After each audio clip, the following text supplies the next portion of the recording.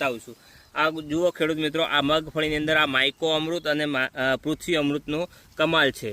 બેઠકની અંદર કહેવા જઈએ ઢગલાબંધ બેઠક છે અને વિકાસ તો જબરજસ્ત ખેડૂત મિત્રો। આ તમે જોઈ શકો છો લાઈવની અંદર કે ગ્રોથ વૃદ્ધિ વિકાસ કેટલો જબરજસ્ત છે ખેડૂત મિત્રો। આ છે પૃથ્વી અમૃત અને માઇકો અમૃતનું પરિણામ। આપણે હવે જમીનની અંદર આપણે જોઈશું ખેડૂત મિત્રો કે જમીન કેવી પોચી બની છે કે નથી બની। આપણે જમીનની અંદર સુધારો થયો કે નહીં થયો એ અત્યારે જોઈશું આપણે। બેઠક પણ કેવી જબરજસ્ત ખેડૂત મિત્રો, આ જોઈ શકો તમે। તો આ બેઠક અને જમીન સુધારવા માટે અને બેઠક વધારવા માટે મગફળીની અંદર પૃથ્વી અમૃત અને માઇકો અમૃત વાપરવાનો અવશ્ય આગ્રહ રાખો ખેડૂત મિત્રો।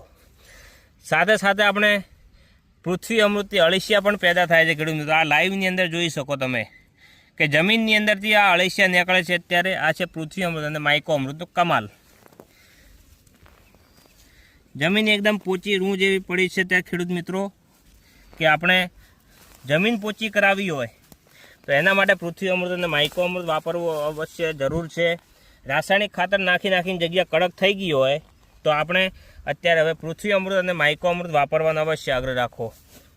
આપણે આ બાજુ જોઈશું કે જગ્યા એકદમ પોચી બની છે। આ ખેડૂત મિત્રો છે પૃથ્વી અમૃત અને માઇકો અમૃતનો કમાલ છે ખેડૂત મિત્રો।